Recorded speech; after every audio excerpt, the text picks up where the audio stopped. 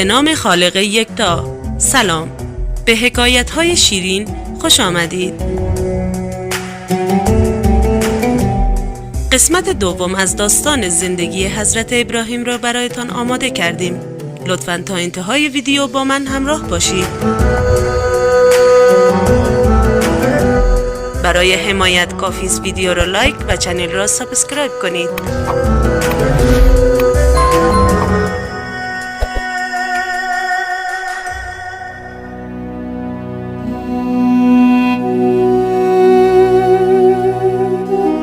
سرانجام به امر خداوند ابراهیم به میان قوم خویش بازگشت و خداوند چهره و بدن او را به گونه‌ای قرار داد که کسی متوجه نمی‌شد و این نوجوانی بیش نیست، بلکه او را بزرگتر از سنش نشان می‌داد. از همان ابتدای ورود او به شهر نشانه‌هایی از خداوند به مردم می‌داد و از مردم می‌خواست که ستارگان و ماه و خورشید و بت‌ها را ستایش نکنند، بلکه خدایی را پرستش کنند که جاودان و ابدی است.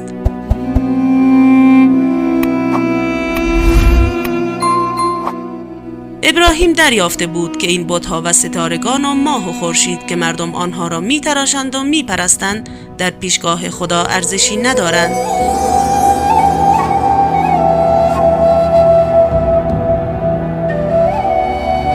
به همین جهت بود که تصمیم گرفت به تدریج دعوت به سوی خدای یکتا را آغاز کند و قوم خود را از پرتگاه شرک نجات بخشد.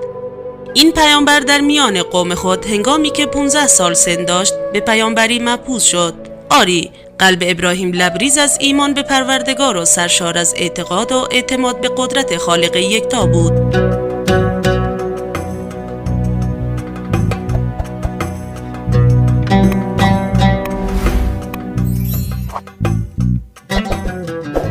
به آنچه که درباره قیامت و زنده شدن مردگان به او وحی شده بود ایمان داشت، ولی او مشتاق بود به ایمان و بصیرت خیش بیفزاید و اعتماد و یقینش بیشتر گردد و آیات رستاخیز را درک کند و برهان روشن قیامت را به چشم خود ببیند.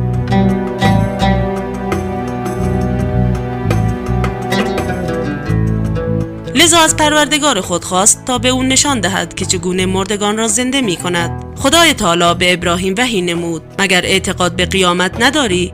ابراهیم پاسخ داد: چرا، ایمان دارم، ولی می خواهم دلم سرشار از ایمان و یقین و باور گردد و به عالی ترین مرحله یقین برسد. خداوند به او فرمود: 4 پرنده را بگیر، سپس گوشت بدن آنها را بکوب و در هم بیامیز. آنگاه گوشت کوبیده شده را به 4 قسمت کن و هر کدام را بر روی کوهی قرار بده و سپس آنها را به اذن نام من به سوی خود بخوان. ابراهیم طبق فرمان خداوند 4 پرنده را که مشهور است خروس، طاووس، اردک و کلاغ بوده گرفت و گوشت بدن آنها را با هم مخلوط کرد و به 4 قسمت تقسیم کرد و هر قسمت را روی کوهی قرار داد. آنگاه کمی دورتر رفت و منقارهای آن 4 پرنده را در دست گرفت و صدا زد: ای پرندگان، به اذن خدا زنده شوید و به نزد من پرواز کنید. در همان لحظه گوشت‌های مخلوط شده پرندگان از هم جدا شد و به طرف ابراهیم حرکت کردند و به منقارهای خود پیوستند و روح در بدن آنها دمیده شد. ابراهیم با چشم خود صحنه معاد و زنده شدن مردگان را دید و در نهایت شگفتی متوجه دانه‌هایی شد که روی زمین ریخته بود و پرندگان به خوردن آنها مشغولند.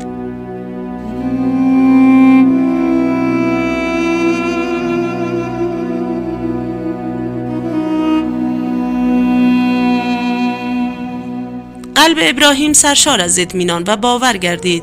سخن قلبش را به زبان آورد و گفت: آری، خداوند بر همه چیز تواناست و زنده شدن مردگان پس از مرگ به دست اوست. خدایی که از ذره‌های بدن مردگان آگاه است و توانایی جمع کردن آنها را دارد. همانطور که قبلا گفتیم، آزر سرپرست ابراهیم در دوران نوجوانی او بود. آزر از جمله کسانی بود که هم بت پرست و هم بت تراش بودند و آنها را می فروخت.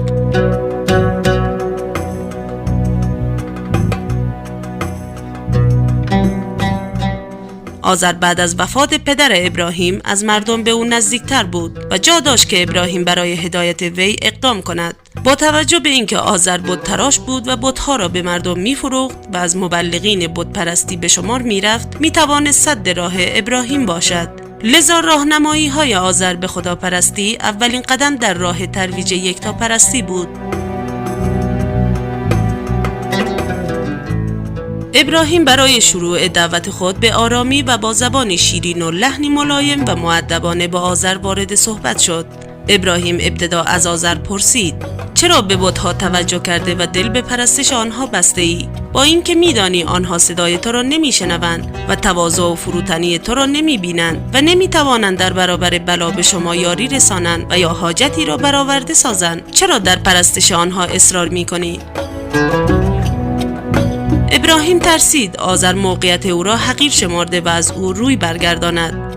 لذا برای جلب عواطف او را پدر نامید و گفت: من دارای علمی شدم که تو از آن بی بهره ای. از پیروی من سرپیچی و در همراهی من کوتاهی نکن. و از آذر خواست تا روش او را تعقیب کند و در طریق وی قدم بردارد تا به راه راست هدایت شود.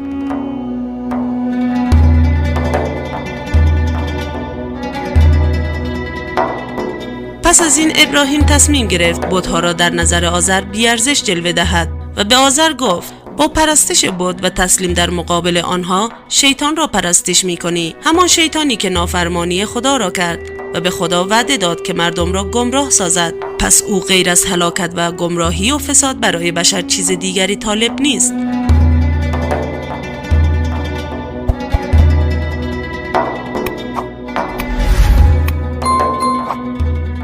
ابراهیم به روشنگری آذر پرداخت و او را از عاقبت بت پرستی خبر داد و گفت: پدر جان، از آن روزی می ترسم که به عذاب الهی دچار شوی و از جمله یاران و اتباع شیطان باشی.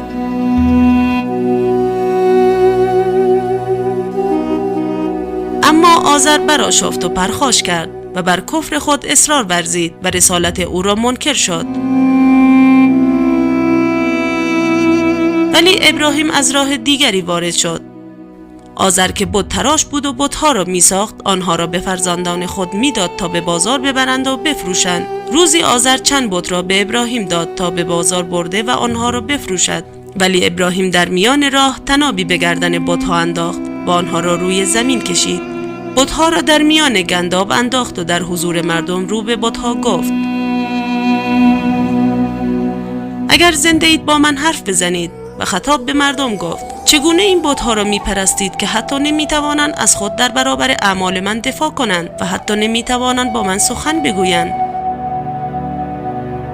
ابراهیم که مردی بیدار دل و روشن فکر بود، فهمیده بود که دلایل لفظی هر قدر مانند روز روشن باشد در شوره‌زار دل قوم او ثمری به بار نخواهد آورد. برای همین بود که تصمیم گرفت به جای پند و اندرز دادن کارهای نمایشی مثل تحقیر کردن بت‌ها را انجام دهد.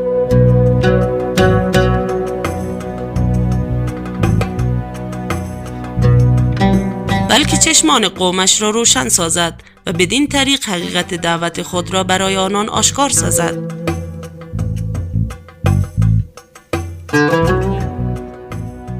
آری، او بت‌ها را بر روی زمین کشید و آنها را به داخل آب و لجن‌های کثیف انداخت. قوم ابراهیم در مورد بت‌های خود سخن‌های فراوان گفتند و در بیان جواب درست به ابراهیم افراط کردند. آنان به تواضع در برابر بت‌ها افتخار می‌کردند و در جواب ابراهیم می‌گفتند: ما بت‌ها را می‌پرستیم و بر آنها سجده می‌کنیم، چون اجداد ما این کار را می‌کردند.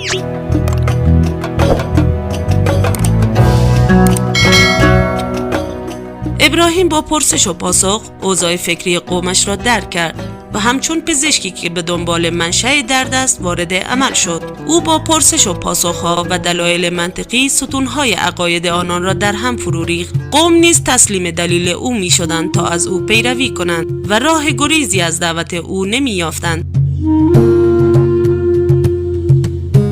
ابراهیم مرتب عقاید باطل آنان را عنوان می کرد و به آنها می گفت: آیا بت‌ها حرف شما را می شنوند؟ آیا آنها شما را هنگام عبادت می بینند؟ و آیا بت‌ها برای شما نفع و خاصیتی دارند؟ ابراهیم با خود می گفت: به راستی که تقلید کورکورانه از جمله نقشه های شیطان است و این مردم چقدر نادانند. آذر و نمرودیان چون این اوضاع را دیدند، ابراهیم را تهدید کردند. سپس تصمیم گرفتند او را در خانه‌ای محبوس کنند. ابراهیم قبل از رفتن با قاطعیت تمام به نمرود و نمرودیان گفت: به خدا سوگند در غیاب شما نقشه‌ای مفصل برای نابودی بت‌هایتان خواهم کشید